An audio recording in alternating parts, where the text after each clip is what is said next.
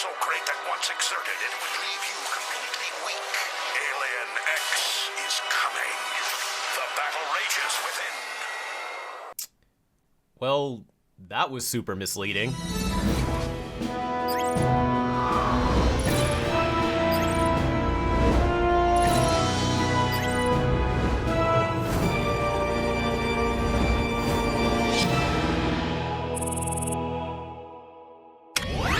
Alien X, Ben's most powerful transformation, the cosmic being beyond time and space, the trump card for every argument. He is one of the most iconic aliens to date, and today have countless fans riding the Alien X hype train, because Alien X gives Ben a chance to stand among the greats, and even effortlessly surpass them. So would you believe that his debut episode kinda sucked?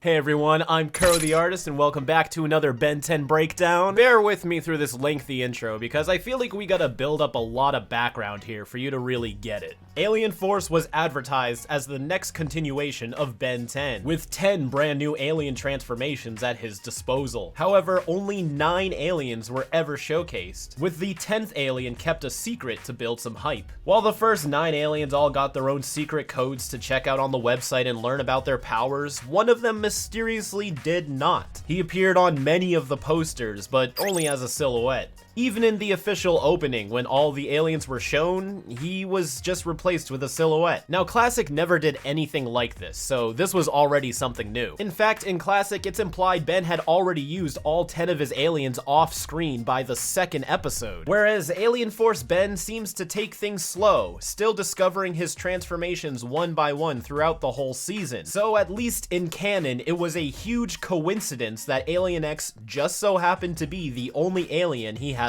tried out yet. Outside of canon, however, it was a pretty big marketing stunt. After the series first aired, they started to try to hype up Alien X more, with all these commercials and some tie-in media. One playing card even referred to him as so mysterious and powerful that Ben is scared to turn into him. So has Ben became him off screen before? Why is he scared? What does this guy even do? What's his power? Well, we didn't know. In fact, at the time, we didn't even know that his name was literally Alien X and not just a placeholder until his eventual reveal. Now, let's roll back and put things in perspective. Between the start of the Alien X hype campaign and then his actual debut episode was only roughly 4 months. Not exactly long enough to build up too much hype and mystery around him. And in the actual show, there is zero build-up. No questioning about this mysterious 10th alien. No canon reason to why Ben takes so long to try out his forms and has been avoiding this one. No foreshadowing about anything relating to his race or his powers. Outside of Alien Force's theme song, the hype for Alien X was strictly through marketing, and within a short time frame at that. So despite what it might sound like, when you were there, it was less, oh my god, what does this guy do? He's so cool and powerful. And it was more like, I wonder why they just won't show this guy already. Like, what's the big deal? But then his debut finally came. Now, with all the hype they were trying to get going, you'd expect some big grand reveal for him, right? Maybe even a whole story surrounding him? Well, not exactly. In the episode, Ben decides to use Alien X as a spur-of-the-moment decision, not by a significant choice or gesture. A dam has broken open, and Ben, cycling through his aliens, decided, might as well try this one out. Good a time as any to give this one a try. And his first scene, sure, it's pretty neat. He rewinds time, but only on the dam, reversing the damage and putting everything back to normal. The scene lasts about 20 seconds, and that's it. For the rest of the episode, Alien X literally does nothing, and Ben never uses him again for the rest of Alien Force. And it goes without saying that really bummed a lot of people out. With all of this effort to build Alien X to be some amazing, powerful being, he does something relatively simple, contradicts all of the advertising saying he's so powerful that he'll leave Ben weak and he gets scared to use him again. That never happens. And then he's shoved away and forgotten. He gets one name drop that I can remember a few episodes later. Reach your Omnitrix, Alien X! No! If he absorbed all of that power, nothing could stop him! And then just proceeds to never be relevant, he's never mentioned, and doesn't show up again until halfway through Ultimate Alien when people just don't give a shit anymore. And the crew was pretty aware of it. Like in Ultimate Alien, they even make a little joke about it once Ben's identity gets revealed. After all the hype, the Alien X smoothie was a real disappointment. Kinda tastes like filler.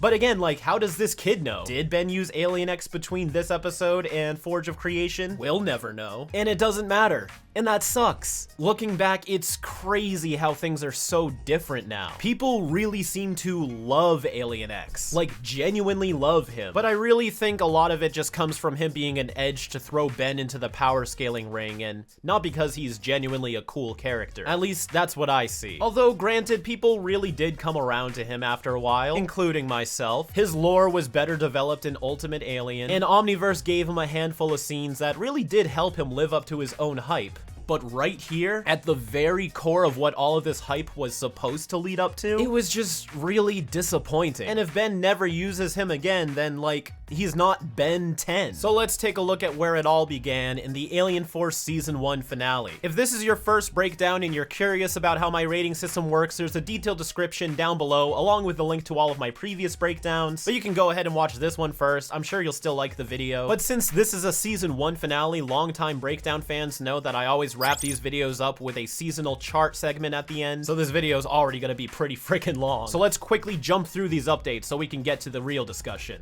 Last week, I asked if the character Paradox, one of the most popular and well-received Ben 10 characters in the whole franchise, should have had more appearances. And these are the results. First of all, if you're part of the 1% that voted he should have appeared less, there's the door. But in all seriousness, the general idea was fans would have been okay with a few more appearances from Paradox, but not too many as to not ruin the character. And I agree. 2 or 3 more episodes with Paradox would have been great, but too much Paradox would have decreased the strong impact he has whenever he's involved in a story. Although 28% of you still said, yeah, make him a full-on supporting character, so there's still a lot of love for him no matter how you look at it. Also, quick note, thank you for continuing to support the Ben 10 for Multiverses hashtag. A link to the Multiverses Discord and Reddit will be down below. Remember to be vocal but respectful. Now let's get to the breakdown.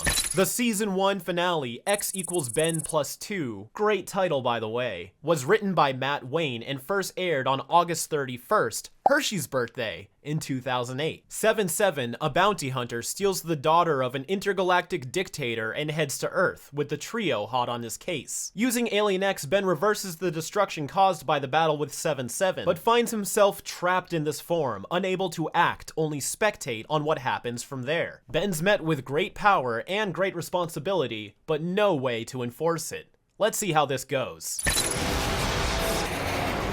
So there's the Incursion ship. I believe this is the first episode of Alien Force where we see a scene take place outside of Earth. We've seen other parts of space in the classic series many times, like the beginning of Galactic Enforcers, the time Ben and Kevin were trapped on the Mega Cruiser, and of course the majority of Secret of the Omnitrix. But so far, everything in Alien Force has been grounded on Earth, except for this scene right here, breaking the mold. Metal cast, rock on. Commander Raph! So Raph right here was designed by future Omniverse art director Derek J. Wyatt. For those that didn't know, DJW did do a lot of freelance stuff for the UAF era, Raph being a great example of that, which is why his appearance is pretty much exactly the same when he shows back up in Omniverse, because he was already designed by Derek himself. You're on the Royal Guard detail. Raph is of course voiced by James Arnold Taylor, known for playing the Flash in various media, the voice of Obi-Wan in a lot of animated Star Wars projects, and of course the Whipcracker himself. We were ambushed by the bounty hunter 7-7. 7-7. Not quite the catchy name. 7-7 also designed by Derek J. Wyatt. We'll be getting to that soon. Where's the princess? Oh, the battle was glorious. So a whole Incursion squad versus 7-7 and 7-7-1. With the kind of reputation the Incursions will get as the series goes on, that's pretty impressive. Lord Emperor Milius, light of the Incursion Empire, destroyer of galaxies, keeper of the conquest ray, all living creatures tremble in your... Quickly! I love that we never actually get to hear the full thing. Emperor Milius, another popular recurring character, is introduced here, voiced by none other than Kevin Michael Richardson, who's most recognizable as Gantu from Lilo and Stitch, to me at least. Have mercy!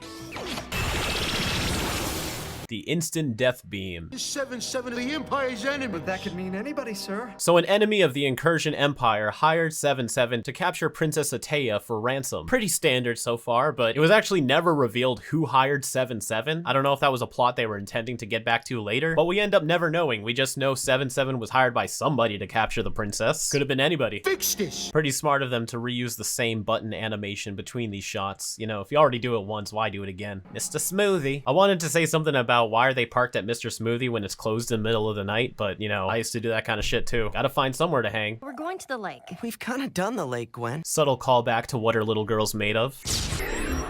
I really like how the teleporting effect is different from the conquest ray disintegration to emphasize that there are two different things happening here. So yeah, Dwayne confirmed that Milius really did just kill this guy, but you know, at least it wasn't gruesome. Ba-da-dum-dum-dum-duh. This is the last time we're gonna see the theme song like this since Alien X has now been revealed. Or at least, you know, will be in this episode. But given that Alien X kind of looks like a silhouette anyways, the revealed design is a little bit underwhelming. Because you'll look at this and wonder, what could he possibly look like? And it's like, oh, this, but with eyes.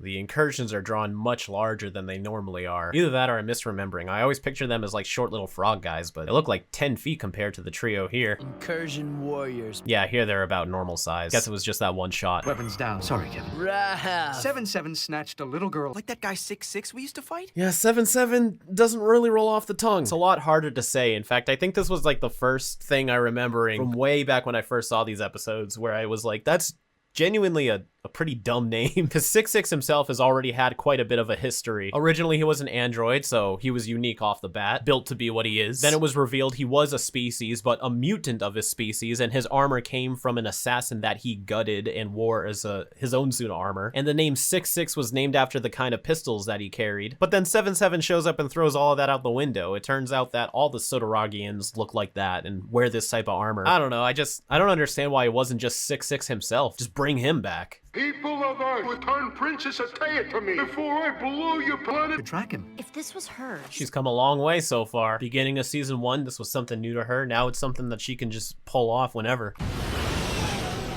And there he is. 7-7 was also designed by Derek J. Wyatt, so of course his appearance stayed exactly the same in Omniverse as well.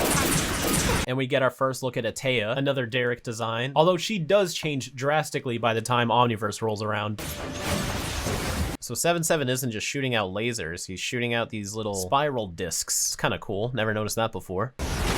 Always love me some good water animation. Beautiful impact and wonderfully dispersed. Shout out to the animator of this ship too. This is done very smoothly, but this is not a CG model. There's just enough wibbliness for you to tell this is traditionally animated, but it's so good. Excellent work, whoever did this. Also love the different purple and reds used in the background here. Jeez, did she eject out of here or can she just jump like that? Oh wait, incursion, duh. And pretty strong too. I love how they made sure to teleport Kevin's car. Yeah, Taya's kicking butt right now. And excellent animation. Subtle shaky cam helps sell it too. So 7-7's animation has him switch weapons with a morph effect. I don't know if that's just to save time or if this is supposed to be some type of malleable tech, but I miss the very concrete hardware technological aspect of 6-6.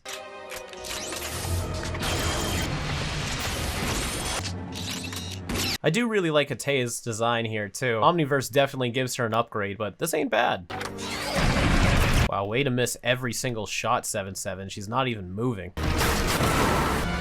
So many different shots and background elements. I really like the look of this top down and the water, and it's shown for like 2 seconds. Honestly, I'm really impressed with this episode so far. Gotta stop that water. So funny about these holograms is usually the aliens are always scaled to be the same size, but here you can see like the size differences between Chromastone, Echo, Jet Ray, and then we finally land on the big boy here. Why is the dial's outline drawn so thick though? Here it comes. And there he is. Water-stopping motion carry. Great things about Alien X's dialogue, that you hear him speak with all 3 voices out loud, at least during UAF, and his actions are structured in that voting format. And I wish he did this more too. The iconic circle draw and then push forward. Since this is the first and only time we see Alien X in Alien Force, and we don't see him again until way into Ultimate Alien. At the time, it was assumed that Alien X's powers were always activated by drawing a circle and then pushing it forward. But I guess that's just how his time manipulation powers work. But if you look here, there's distortion of his face inside of the circle. That's a neat detail. Now, a lot of these shots are ones we've already seen, but just played in reverse. But not even just a time saver thing. I really like that because it shows that what's happening is literally being rewound rather than he's just putting things back into place. Because there's a difference between breaking something and then fixing it, and then breaking something and then rewinding it back to before it was broken. Turned into that guy before? He's gotta be the go-to hero from now on. They're both instantly like, yeah, Alien X fucking rocks. And that he does. See, 7-7 doesn't even touch the water, but they animated the air pressure lifting up the waves as he flies by. It's just Good shit. All for nothing, though. No! Tennyson, stop him! So not an animation mistake, because let's be real, this would be impossible to be consistent with, is the amount of stars Alien X has always changes, usually depending on whether or not he's animated or not. Like, see here, he kind of nods his head, so they have to make sure the stars are lifted up appropriately, unless you want to do the Chowder thing, where the texture stays fixed as the characters are in flux. But here, Alien X is completely still, so they can get away with sprinkling stars everywhere. Seems to be missing his Omnitrix badge right here, though. Ben? Hello? Ben, come on. Getting away with the princess. I mean, one of you can go handle it. Maybe Gwen, since she can do the platform thing and try to go after him. They don't both need to stay here.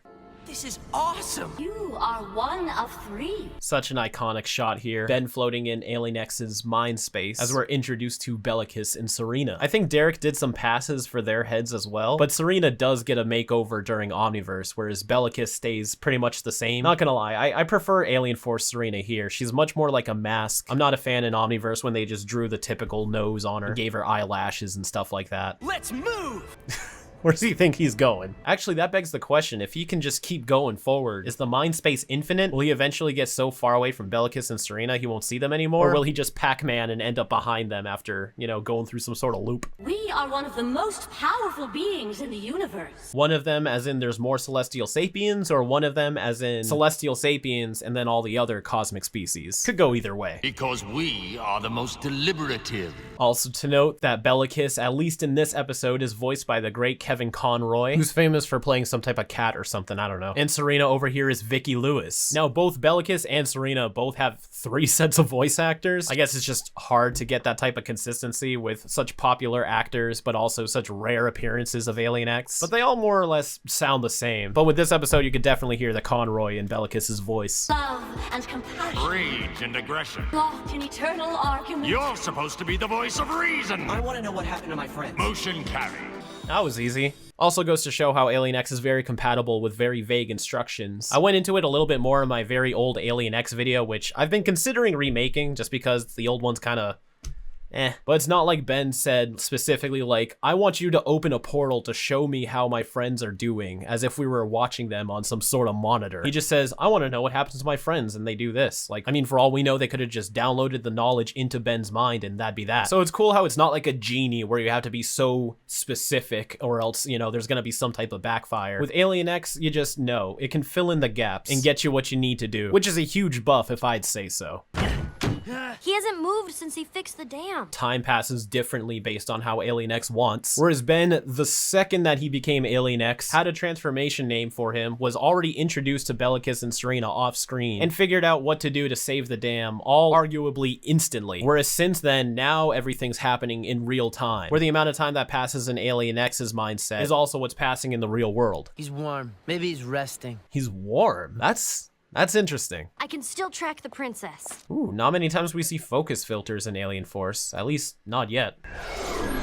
Seriously loving this teleport effect, though. And I like how everything teleports at their own paces. You know, first Gwen in the incursion, then Kevin in Alien X, then Raph, and then finally the car. They even arrive in the same order, too. Lord Emperor Milius, Knight of the Incursion Empire. Give me Earth on the radio. Another quick note about Milius is he has 5 fingers, while most incursions only have the 3. Perhaps as a sign of royalty. Also, coincidentally, the same is said for Ben's aliens. Most of Ben's aliens only have 3 to 4 different fingers, but Alien X has the full 5. Your time is up. The royal detonator.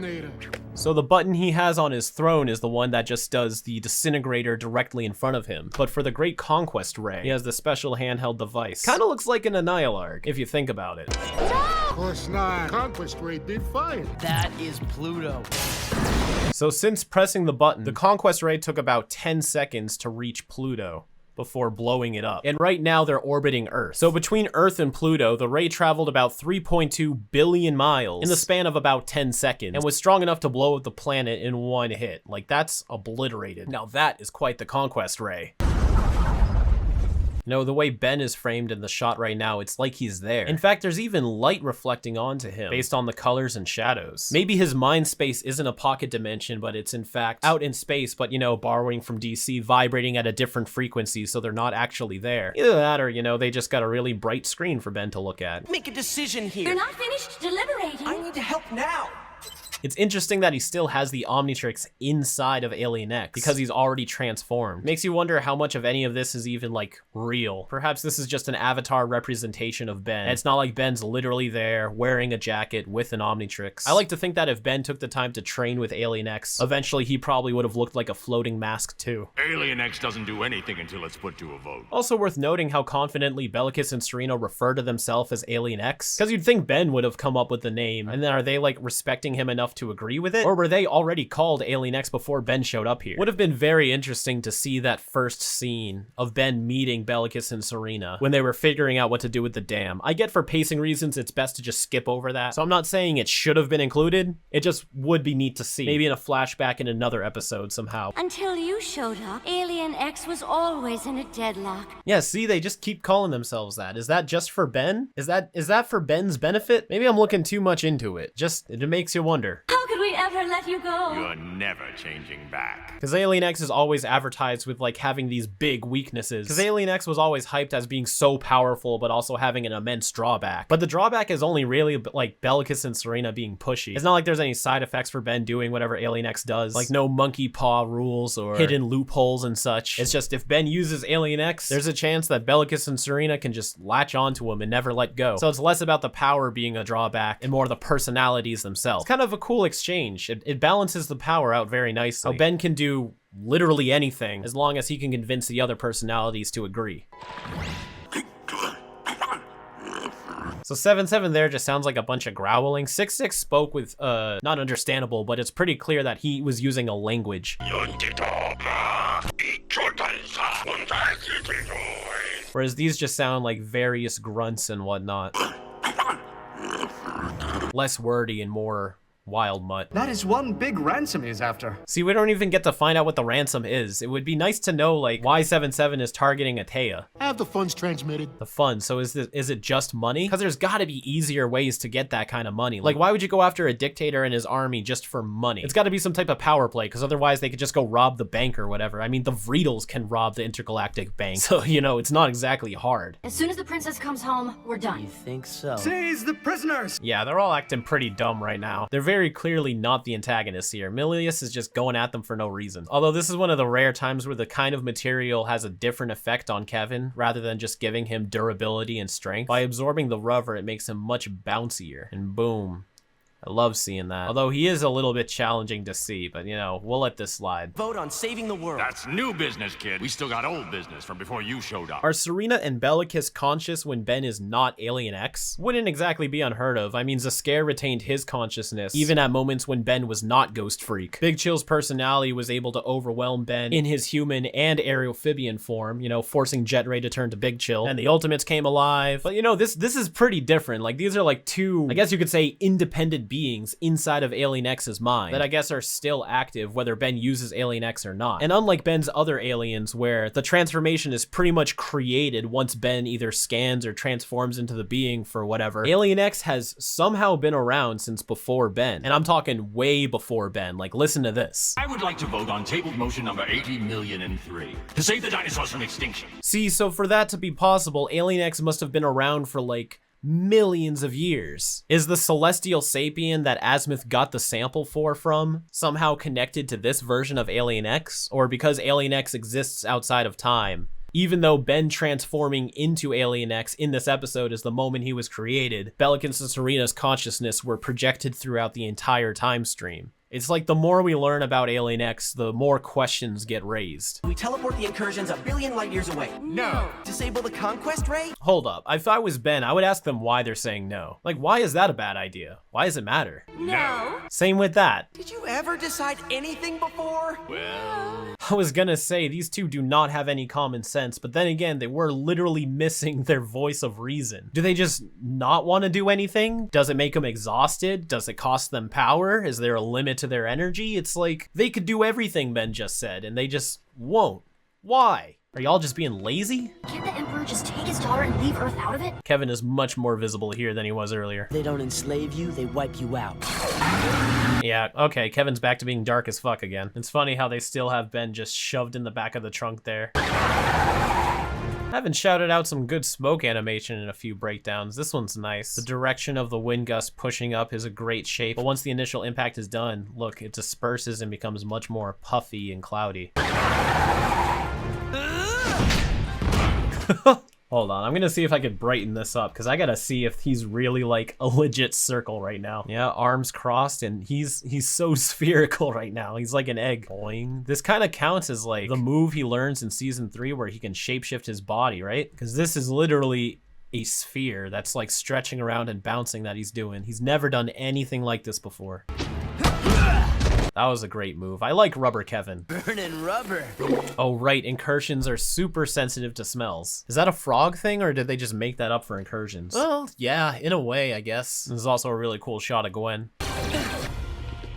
Oh, that's interesting. I knew that this would have been the same background as earlier, but to go back and compare, the walls are shifted differently. Look at how this line is parallel in this shot, but then here it's parallel with this. They probably have to rebuild the shot every time, and they just didn't line it up exact between these two frames. I mean, props to him for getting involved at least. He's like, I'm gonna see this chase till the end myself. He just drops Alien X. Oh, you know, right here, he looks exactly like his standing model right now. Not that he wouldn't, you know, he should always look on model, but, you know, this is perfect. You know, back to the squishy and stretchy animation for 7-7. Again, not bad. I liked 6-6's aesthetic more. You're safe! He's my father. Double cross. Orders are orders. And they listen too. Do the incursions not have laws in place where royalty can't use the royal guards against each other? Like, that should be a no-brainer. I offered 7-7 twice as much to overthrow you. And is that her own money, or do the royal incursions all share the same budget? Like, where's she getting twice as much to outpay Milius? Also, can't believe it took me this long to say it. Atea here is voiced by Tara Strong, the original Ben Tennyson. So it's cool to see her come back into the show. We're done. We're not done. Kevin's like, I've been through this bullshit before. The ends of your lively planet will make beautiful fireworks. Should have been obvious, but I just noticed. Despite Tara still voicing Atea in Omniverse, she does use a different voice for her there. The Emperor's gonna want a public execution for you, Tennyson. It's customary for a new emperor to celebrate with a show of force. My daddy will fry you alive for coming back. Of course, you know, Atea is older in Omniverse, so naturally she would sound different. I just forgot she sounded so young in her first appearance. Nice armor. I've always loved that. Another great spinning kick, just like Atea earlier. This one's got some motion blur on it. Now, I'm pretty sure they could take him. Then again, 7-7 did defeat an entire incursion fleet, but Gwen once did form a shield that was able to withstand a blast from Verdona. So can't she just, like, you know, trap him in a bubble or something and just hold on to him? Once I destroy your homeworld, you'll be the rarest specimens in my zoo. Damn. Milius is power hungry, but Atea's being straight sadistic. Breakdownception. How can you both be so useless? Useless. Well, yeah, I mean, y'all straight up refused every single idea Ben had, and for no good reason at that. That's kind of what's irking me here, is like, I get that they're being difficult, but it's never explained why. They're just kind of like, well, we're a bunch of floating assholes here. If we don't want to do it, we just won't. And that's that. We're the most powerful being in the universe. So now they're saying the most powerful being, not just one of. Probably just comes down to the script though. They probably didn't think it mattered that much whether they said one of or the. But damn it, they didn't predict the Alien X debates over 15 years later, so come on, Alien Force, which is it? We changed the very nature of space and time. Or you could at least. Right now y'all ain't doing shit. You don't do anything. You're all, oh, the procedure.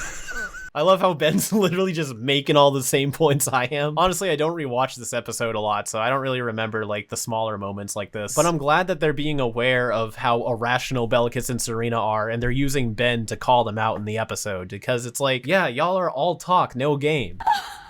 Now look what you did! Is she even capable of crying? Another thing, like, perhaps this is all Ben's own perception and there's nothing, like, physical happening here. I guess it's best kept vague, because there's probably never gonna be a satisfactory answer, but, you know, it makes you wonder, like, where are they and what are these floating heads? Alright, save the Earth, happy? No, just let me at it. I got 9 other guys who can do it better. Ah, great moment for Ben. Doesn't even want their power anymore. That's hurtful. Get fucked. Hail, Lord Emperor Atea, light of the Incursion Empire, destroyer of galaxies, keeper of the conquest ray, all living creatures. Skip it.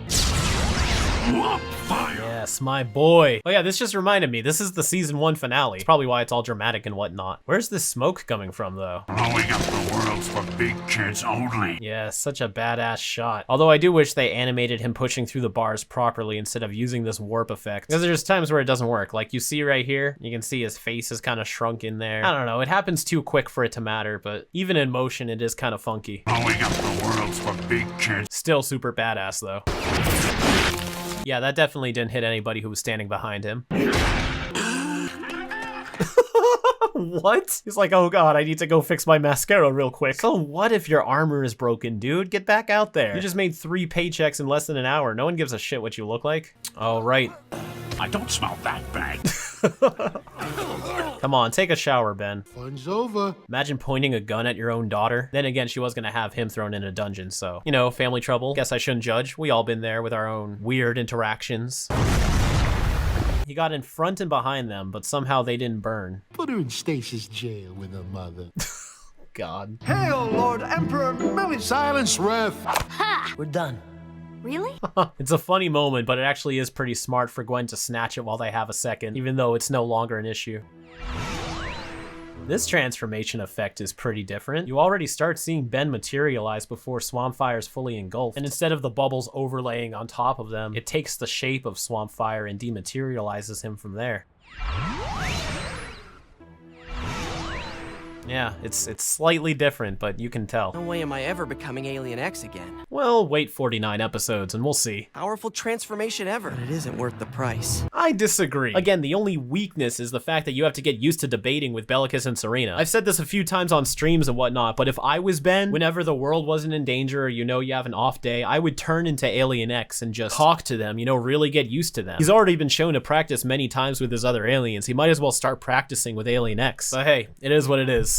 And now all 10 of the Alien Force aliens have appeared in the show. Alien X, the nigh omnipotent disappointment. So let's just jump in. I'm gonna start off by giving the plot a 2. I didn't hate this episode, but it was very, I don't know, how should I say this, watered down. It's pretty forgettable. It seemed like the whole point was just to have an episode that would introduce and explain Alien X, and everything else was just kind of written around it just to give you a story. And the story, at least it felt kind of sloppy. Not to say that they didn't try. I mean, they did give us the incursions, which do play a big supporting role throughout the remainder of Ben 10. But it's like, you know, 7-7, he shows up and takes away 6-6's originality, is hired by someone we never find out for whatever reason. Then they solve the whole 7-7 issue, and then it's just back and forth family drama just because the incursions are dicks. Then inside of Ben's mind space, he does learn about Alien X and all of his capabilities, but despite rewinding time in his opening scene, it's true, he doesn't do anything else forward. Bellicus and Serena do keep Ben in the loop to what's happening outside, but they shoot down every single one of his ideas and give no reason what for, and Ben doesn't even question it. But yeah, why don't they teleport the incursions far away? Why don't they destroy the Conquest Ray? Why is Bellicus so adamant about not saving the Earth? It's just, there's a lot happening and none of it's explained, and after a while, it just makes the substance of this episode feel very dry. It introduces a lot of great concepts, but as for the story, there's nothing really here. The only reason it has points is because of establishing the lore of the incursions in Alien X, which I do find pretty interesting. You know, there's a whole frog army of dictators out there. Raph is the number 2 guy and is connected to a lot of these empires. It just reminds you that there's a lot more going on in the Ben 10 universe outside of the trio's perspective. And you know, for what it's worth, there was a lot of humorous moments in this episode that did work for me. Earth can't even communicate with you. Incoming message from Earth, Your Violent Highness. What do I know? I do like how it's resolved where Ben refuses to use the power of Alien X even when they grant it to him, because he wants to make sure he gets the job done right and to just do it by himself. I do like that resolution, but it also would have been interesting to see it end on a different note. Like, what would have happened if Ben agreed to use the power and then say he's gonna work with Bellicus and Serena from now on and see if they can figure out some common ground where, if needed, he can turn into Alien X without fear. You know, there's always the trope where once a hero becomes so powerful, their stories get boring, and honestly, I understand that because it's hard to write good stories about ultra powerful beings, but I feel like when you do it right, those stories can be some of the best stories ever. All-Star Superman being an excellent example of that. I'd much love to see an alternate universe where Ben actually tried to keep up with Alien X. It would have been great to see Ben try to tackle Alien X head on. Maybe that could be a whole story arc around it. Characterization though, it's gonna get a 3. You know, the trio, they work. Nothing out of character here. The new supporting characters, they were fleshed out as much as they needed to be, and they do get much more interesting later on, but here, I guess they're still kind of figuring out the incursions. So it's not like they change as the show goes on, but they just get more developed, more interesting. 7-7, again, like,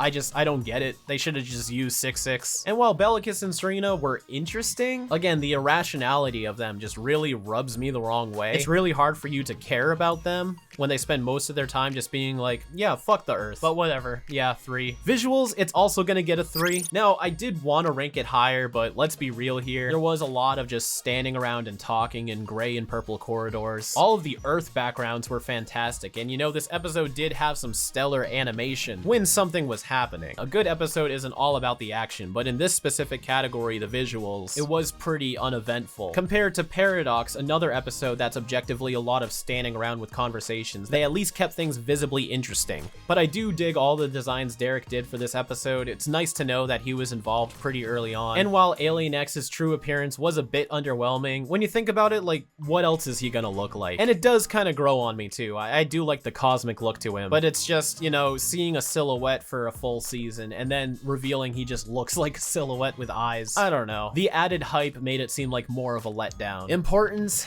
it's gotta be a 5, literally just for Alien X. And I guess the incursion introduction helps too. And entertaining, it's gonna get a 2. Once you get all of the information and lore out of this episode, it's the reason why the plot gets a 2. It's just not interesting. So with all of the underwhelming payoffs despite their hype campaign, it really sets up this episode to being something a lot grander than it actually was. And it does kind of suck that, at least in the context of Alien Force, when Ben said he's never gonna use Alien X again, he's right. He doesn't for the rest of Alien Force. So it's like, what was all of this? What was this for? Maybe they were expecting to do something with Alien X in the scrapped season 3 plotline. I can see how Alien X would get involved there. But this was so much setup with nothing explained and no payoffs. It's just, it's kind of dull. I'm sorry, it is. That leaves this episode off with a 15 out of 25. Let's see what final thoughts I have to wrap all this up. Actually, we are on a season finale, so you know what that means. It's seasonal wrap-up charts time, folks. So I'm gonna squeeze this in right before the final thoughts, because I actually do have quite a bit of final thoughts on this too. But nonetheless, let's get to it. With the plot scores of season 1, you can see it started off pretty strong and very ambitious. It got a little shaky towards the end though. And while some of the stories may not be as well structured as others, the first season still felt very memorable and interesting. Story arcs made each viewing feel more connected than separate adventures. And with a 3.6 average, a higher plot average than any of the classic series has gotten, I'd say this is a great start to the new series.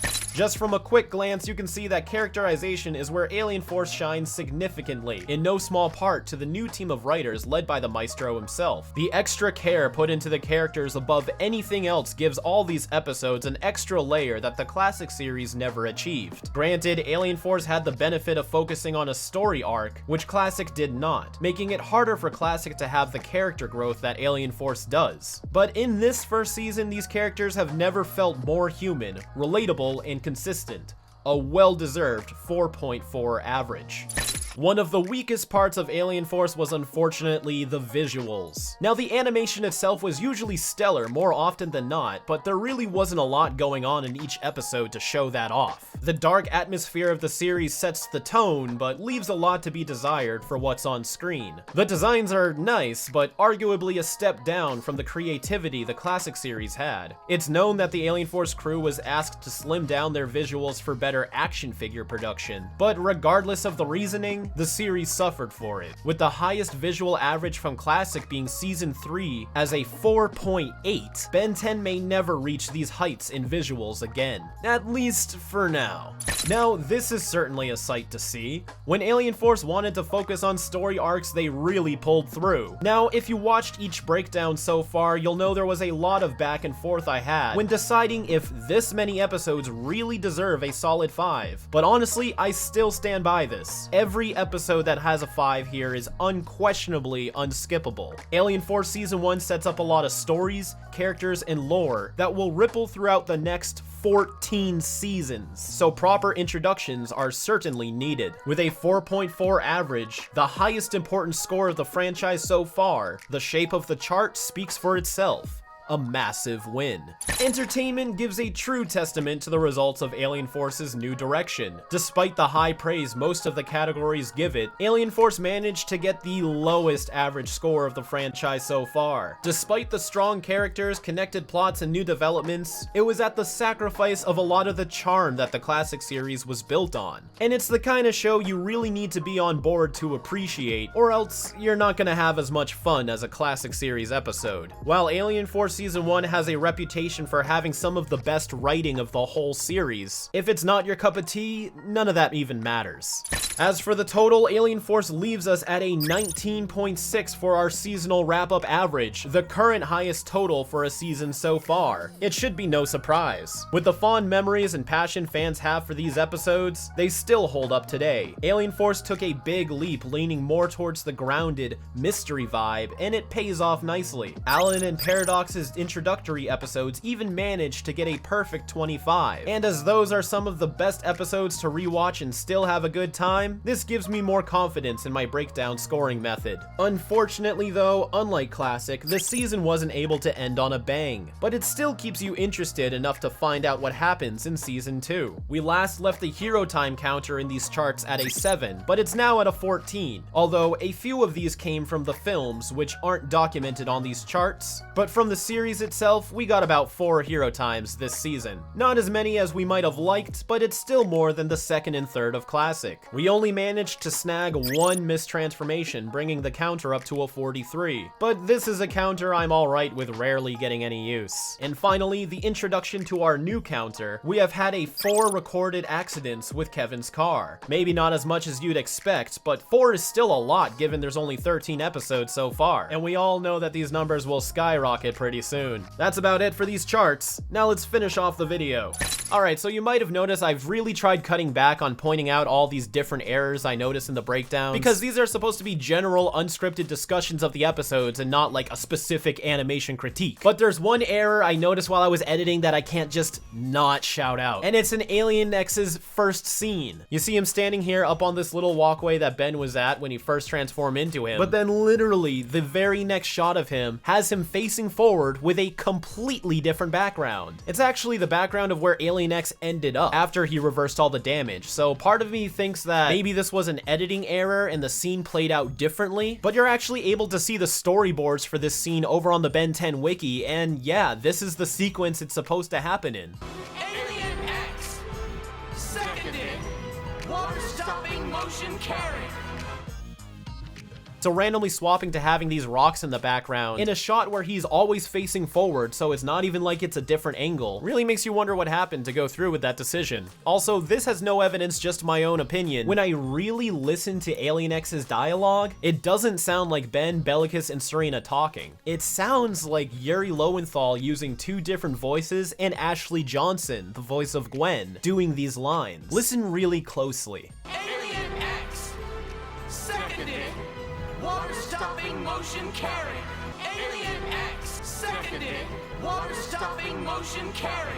Now, am I going crazy, or is that not Kevin and Vicky, but Yuri and Ashley? Perhaps they recorded all the dialogue with Kevin and Vicky for the Bellicus and Serena scenes, and then upon editing, they realized they had no dialogue for them shouting Alien X, so Yuri and Ashley stepped in, and they figured, you know, with the voices being layered, no one would notice. And granted, it worked. It's been like 15 years, and I only noticed it now. And it might not even be true, but just give that scene a listen a few more times, and let me know what you think in the comments. And lastly, this is just a bit of speculation, but since Bellicus and Rena seem to be aware of things even when Ben aren't Alien X, given they know about the dinosaurs and everything, and also between this episode and Forge of Creation, they're aware of the amount of time that have passed. Do you think that if Bellicus and Serena can agree on something, they can make something happen even when Ben isn't Alien X? The problem with their powers is they can never come to an agreement unless they both agree on doing nothing. But it makes you wonder, if they both agree on something without Ben there, could they in fact do something? Think about it, the way that they're talking to each other, it makes them seem like they could have done something but just didn't because they can't decide. Like, what if Bellicus and Serena did agree on the dinosaur things? Could Alien X just do that even without Ben's consent? How alive is this transformation execution without the need for Ben. We know that baby celestial sapiens can warp reality without any multiple personalities, so it's not like the personalities are the requirement for the power. The personalities are just the requirement for an agreeable execution. I don't know, just something to think about. Anyways, this has been Ben 10 Alien Forces Breakdowns Season 1 wrap-up. Fantastic season so far. I had a lot of fun looking back. Can't wait to start delving into Season 2. You can check out this week's poll in the community tab once this video goes live. I hope you all have a fantastic weekend.